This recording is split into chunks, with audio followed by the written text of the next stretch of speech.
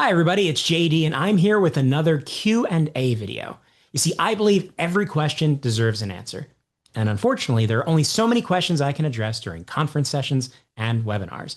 So I capture every question submitted and then drop a Q&A video here on my LearnGeek YouTube channel to make sure everyone gets an answer. So I recently partnered with Training Magazine Network on a webinar exploring the evolution of L&D in the workplace. More than 1,800 people joined me for my session From Content to Connection, the new role of L&D in the AI-enabled workplace. You can check out the full session recording via the link in the description. But now, let's dive into your questions. First off, fully believe in cohorts, they said, but we've struggled balancing that versus learners wanting to move at their own pace and the diversity of skills, roles, etc. of those learners. Any ideas for facilitating that cohort feel? So during the session, I emphasized the value of cohorts as a way for L&D to foster connection between employees, especially across locations, especially in a world where interaction is becoming increasingly transactional through technology, with AI potentially making that even more challenging. Now, this isn't a new idea by any means, but I do think we need to assess how we can leverage this tactic of cohorts in the AI-enabled workplace without a lot of the limitations that we've run into in the past, which is the stuff that this question is highlighting. So I want to start out by asking you a question. What's the purpose of the cohort? Because a cohort doesn't have to mean everyone does everything together. Instead, you can use it as a point of connection where people can support one another. And they can actually benefit from the idea that people are at different levels or they're moving at different paces. So let's say that you have an onboarding cohort that connects new hires across different retail locations. Some of those associated will be kind of, brand new to the workplace and understand nothing about the organization, or maybe not even understand anything about work, yet alone the company and the products and all of that kind of stuff that you have to teach them because they're new. And then some in that cohort are going to have like 20 years of retail experience, and they might even have worked for this company before. So I want you to think about the benefits that you can get by putting these different people together on at least a semi-regular basis. How can a veteran employee help new workers in ways that are less formal than maybe working with a peer trainer or with their manager? And what conversations can this group participate in together, like topics like customer experience or workplace safety, that may be able to be explored by the group, even though people have different levels of experience. And where do they need to move at different paces? That topics that are more like product knowledge or job processes that are really maybe going to be off kilter if they are explored in the cohort setting. So overall, I don't think we should look at cohorts like they're classes. A group of people who complete the same content and take the same tests. Instead, I want to think about it as a group that's in it together, but for a clear reason, and a reason that can elevate one another along the way.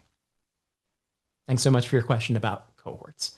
Our next question: where do we start to move from L&D's current state to this systems-based AI-enabled approach? So that was the context of the conversation we had in the webinar, evolving from kind of programmatic learning and development, where the focus is more on creation, delivery of content and solutions, to a systems-based approach, which is more about fostering channels and connections and enabling others to build the right content and solutions. So there's no real single answer to this question, because your path to this type of transformation is really going to depend on your organization. How work is done, the support that people need to do their best work, and the relationships that you have with stakeholders and subject matter experts who are going to inform and participate in this transformation. But that said, I think one place that you can start is within your own function. How do your L&D team members think about the evolution of workplace learning and the role that you should play moving forward in your organization? And how are they feeling about the disruption related to this transformation? What are their biggest concerns? What opportunities do they see coming about? And how do the opinions of L&D management compare to the perspective of program managers and content developers and instructional designers who are doing the work and building those solutions every day. For this transformation to work, you need the entire function on the same page and supporting and enabling the transformation. And this includes evolving our own practices and advancing our own skills in areas that are going to help us apply a more systems approach to enabling others. So what you can do is assess how your workplace is evolving, how the job is changing, how the people you support are evolving, and get into those conversations with key stakeholders about how the work is changing, and then what will be expected of people moving forward, because that's the connection point that we're going to have to the kind of next version of work. And then make sure that your L&D team is on the same page about the way that you're going to have to evolve the function, and then as a result, your roles moving forward, so that people see this as a chance to grow and stretch and evolve rather than as a threat to the way that they've always been working. Because in my past, in these moments of transformation, or as we think about learning and development differently, honestly, the biggest challenges I've had is moving the L&D team forward. Because a lot of cases, the stakeholders and the people we support, they're already driving forward because they're executing on business priorities. And we have to evolve alongside them because it's our job to help them do their best every day. So start with L&D, make sure you're all on the same page, but do it in collaboration with stakeholders who are defining the future of work. Thanks for the question. Our next one, could you provide some examples about what you mean by orchestration? Orchestration was a big keyword that I highlighted during the session because I believe it's a big keyword for every workplace function moving forward. And it speaks to this idea of coordinating work across multiple systems. So if you apply it to L&D, orchestration replaces the model where learning teams build content and then assign training. And the focus shifts towards coordinating experiences. So experiences, tools, performance support around the way that work is done. So again, that kind of systems thinking and systems orchestration. So orchestration then is the design and the management of that ecosystem where you're using different technology, data, AI to coordinate learning, performance support, knowledge access, coaching signals, workflow integration based on individual needs, and then kind of that organizational context and priority. So for an example, let's say that you support safety in a distribution facility. So first you have maybe reporting software that's tracking the data within the environment of how people are performing and where there are near misses or maybe where there are safety incidents. And that reporting software is going to notice a spike in potential incidents. And then AI might be used to identify patterns that are taking place within the environment that might be driving or causing those incidents. So maybe it's people on certain shifts or certain types of work or tasks that are being done, or maybe it's even people of certain experience or tenure that are kind of running into these challenges. So data and technology are identifying the patterns. And then we're going to use that data and use that insight to target refreshers automatically to deliver to the affected group. So instead of saying, well, we have a challenge, everyone's going to get the training. Instead, we've got a system in place that's going to make sure the right people are getting the right refreshers or the right support. So maybe even supervisors might be then nudged to provide coaching. So they might receive prompts that they can use in their next huddle or maybe in one-on-one conversations with people who might be demonstrating certain behaviors or maybe nearing a potential incident. And then those trends are monitored. So when we're kind of intervening and people are engaging in those activities, maybe completing those refresher trainings or completing those coaching conversations, we're now using that data, feeding it into the system to identify, are things changing? Right? Are people's behaviors shifting in a way that kind of closes the circuit, that makes the system effective? And if the incidents decline, maybe those reinforcement activities taper off and we start to focus on a different topic that's a greater priority now. If not, maybe we escalate. Maybe we do have to introduce more structured training, or maybe we have to take a look at those solutions, those conversations, make sure they're the right conversations, they're effective, and they're actually taking place. So again, the system is informing how we intervene, right? The solutions that we provide, who we're providing them to, the right time to provide those solutions. So instead of L&D launching kind of that blanket retraining program that we often have to do because there's individuals that are having challenges, the ecosystem that's managed by L&D in collaboration with other stakeholders, leveraging data from across the operation, is kind of orchestrating the system. So we're detecting the risk, we're delivering the right focused support, and then we're adapting that system based on the outcomes. So I believe you're going to hear the word orchestration a lot moving forward, especially as we start to figure out where does AI fit into these enablement practices, and especially where does agentic AI start to enable us to work across these systems in service of helping people do their best work. Thank you for the question. Next up, curious how or if you draw a line between creating resources versus creating training and learning. So that question is actually a great segue for me to hold up this book, The Modern Learning Ecosystem, because that question is really at the heart of the framework in the Modern Learning Ecosystem, aptly titled the Modern Learning Ecosystem Framework. So generally, as my framework says, we always start with resources. So it's not a when do we do this versus when do we do that. It's always starting with resources, the information that people can access on demand, as well as the performance support side, the ability for people to raise their hands and ask for help when they need it. Because if people can self-serve their way through a challenge, which people are really good at if enabled with the right tools, that's all we're going to have to do. Right? We don't have to provide structured training or additional solutions, because with the right information, structured in the right way, delivered in the flow of work, people have what they need. And then in a well-architected learning ecosystem, we don't have to do a lot of additional, like the focus is resource development. We're not going to be building as many programs and classes along the way. And maybe we're not even building the resources, right? We can be enabling others through technology to be able to share what they know, share their knowledge, use right fit tools to architect knowledge solutions that people can use on the job, kind of channeling people's insights, the need to know, connecting it. Again, major theme of the webinar, major theme of L&D moving forward, from content to connection, connecting people's knowledge and insight via the right channels to the people who need that support. But if there is a topic that's more complex, training is required to meet a regulatory requirement, then we are going to venture into developing more formal solutions. But we still offer those on-demand elements that are the foundation of the framework. So you still have shared knowledge, you still have performance support, you still have reinforcement to make sure people are remembering the right things, coaching to make sure people are getting feedback about how they're applying what they've learned. And all of those layers augment the more structured learning and training solutions, so that you never just go to training. You still have all of those other resources that are going to help you apply what you learn during more of an event-based activity. So check out my first book, The Modern Learning Ecosystem, for a complete walkthrough of my resource-first model to learning and enablement. There's a link to the book website, which is the very real website, jdwroteabook.com, in the description if you want to check it out. And thanks for the question and the book prompt. Our next one is, how does this align with soft skill training? So how does this transformation from content to connection relate to what I'm going to throw a big air quote on, soft skill training? I air quote it because I don't really see a difference in how L&D architects an ecosystem around support for soft skills versus literally any other skill, because I actually don't think about skills all that much. Insert dun dun dun sound effect here.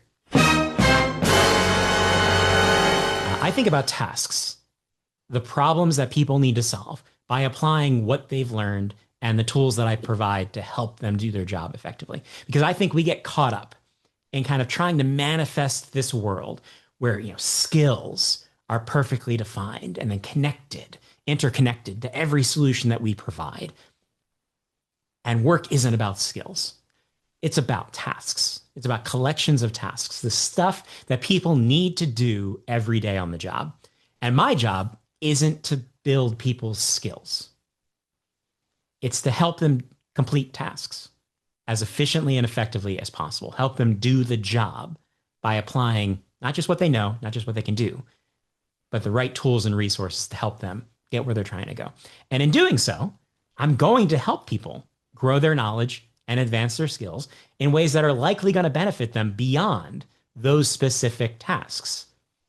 But the task is kind of the organizing function. So a task might be stocking a shelf. It might be driving a lift truck. It might be engaging with customers in a way that aligns with your brand standards. It doesn't really matter. It's all about stuff people have to do at work. And I need to figure out the best ways to help them do that stuff using all of the tools at my disposal, whether that be learning related solutions or checklists or digital assistants or job aids, a well-placed QR code, all of the different things I can do to help people do their best, complete their tasks effectively and efficiently, get the job done, and along the way, build their capabilities. Soft skill. Thanks for the question. Next one. Does all of this, so everything I talked about in the webinar, apply if we are using our LMS for training customers and not internally? Common question that I get whenever we talk about enablement strategy or evolving the role of L&D. Because simply stated, your relationship to the people that you support fundamentally changes how you enable people to do their job. Because the further away you are from the day-to-day work, the less of a role you naturally play in the day-to-day work and enabling the day-to-day work. So if you're reliant on the organization that you support, your customer, the people who own the relationship to the employee, that's going to determine how you fit in the workplace experience. So you could evolve your solutions, adapt your approach, apply this kind of a framework to better align the way that you support work with the way that work gets done, and then attempt to influence your customers, basically offer them something new, a new approach, a new mindset, a new lens through which to see learning and enablement, and try to help them adopt that mindset and evolve their strategy so that it fits the changing needs of the workplace, and you potentially have a differentiated solution, because it's not just about courses in an LMS that you're selling. It's more about a system that you're offering, the way that you're kind of bringing together the content and solutions that you provide with the solutions and the knowledge of the organization. Corner the market on a new way to enable customers from the outside. But if you are a content provider and your customer is asking you for specific solutions, and that's the right way to grow your business because that is what the market is demanding, that's the way you got to go. But I do, if you are a services provider, a content provider, highly recommend having this kind of a conversation with your customers to see how can you evolve and differentiate your solutions and in a way that better fits how the workplace experience is evolving within your customer base. But great question, a different lens to put on the L&D transformation story. Now we have a question about how do we capture all of this AI-enabled learning so that we still have data for ROI, decision-making, etc. So simply put, the more touch points that we have with employees through a greater variety of channels, the more opportunity we have to generate, to collect, to analyze, and to apply data to improve performance and then determine how these solutions are impacting business outcomes. But first, we have to get out of kind of the legacy mindset of tracking learning, because that's not what we're doing with data now. Moving forward, L&D data strategy, it needs to feel less like LMS reporting and more like what I would say are kind of common marketing analytics. In fact, the first big move I ever made when I was looking to improve my L&D data strategy was just plugging Google Analytics into our company wiki, our knowledge base, because it allowed me to track not just what pages people were viewing, because that was the first question everyone asked, like, can we track who is viewing what? And I said, why would we want to do that? That doesn't scale. Right? That's not what we're trying to accomplish. We can ask so many more questions, so many better questions with a broader data set. We just have to start thinking differently about measurement and data. So I could also track how are people moving between pages, right? What were they linking to? And how was that kind of track informing how they were using the information? How long were they spending on certain pages? Did that infer how hard it was to use the page, to read and understand the information, how hard they had to look at the page in the wiki to find the right information? I knew what they were searching for. I knew how often they had to adjust their search terms to get better results as part of that visit. And just a lot more insight about the relationship between the employee, the resources, and then connecting it to their performance. So if people are using a broader set of tools and channels, like a digital assistant to access resources, whether it's answers to simple questions, or maybe it's to find more robust knowledge resources, or maybe access training materials via that assistant instead of going to different platforms to get different information, we can really start connecting the dots and tracking these types of interactions at scale. Also using AI to find the patterns, to analyze how people are using these solutions. And then, are there certain topics that are coming up a lot through these tools? Maybe it's certain locations or certain job titles or people with certain levels of experience that are engaging with content in different ways. Should people be asking these questions? Are they asking questions that we would actually expect them to know that information? Is that potentially putting them at risk or maybe damaging the customer experience because they're constantly looking for certain information? Or do people, dig deeper into certain resources on certain topics, and then other topics, maybe it's just quick answers that suffice? But of course, our first step has to be determining, where is technology fitting? Where are these touch points fitting? And where are these data collection and application opportunities fitting within how the job gets done, so that we're then architecting the right experience through technology, using the right devices, the right tools, the right channels. And then from there, we can determine, well, what data do we need to power this experience so that people get the support that they need? And then what data we're collecting so we can start connecting the dots between the resources we provide, people's everyday performance, and then the value that the organization is looking to get from these resources, solutions, and people's performance. So that's just kind of a different lens or different mindset to take when it comes to how we're connecting the dots between the work that we do, people's performance, and the value we're delivering to the business. Thank you so much for your question. Now we have, what kind of tools do you suggest using to track change over time? Because one of the things I emphasized in the webinar is that I'm a little bit less interested in outcome, like how many widgets did you sell?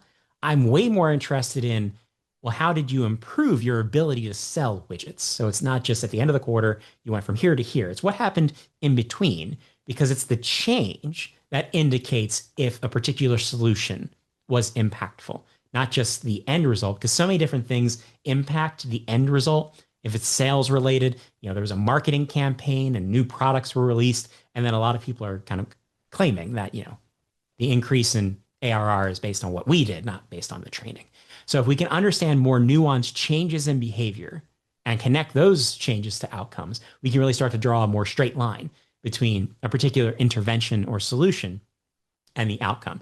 So we need to leverage, these different types of metrics rather than just our own learning and development metrics to be able to figure out, well, how are people changing over time? So when I was in a contact center, for example, we recorded everything. We had tons of data. We recorded every call. We ran calls through automated analysis. We connected quality scores to then business KPIs and outcomes. And then we used all of this data to understand who needed help, in which areas, and then which solutions were impacting people's performance over time. And of course, a contact center, probably one of the most data-rich environments in the workplace today.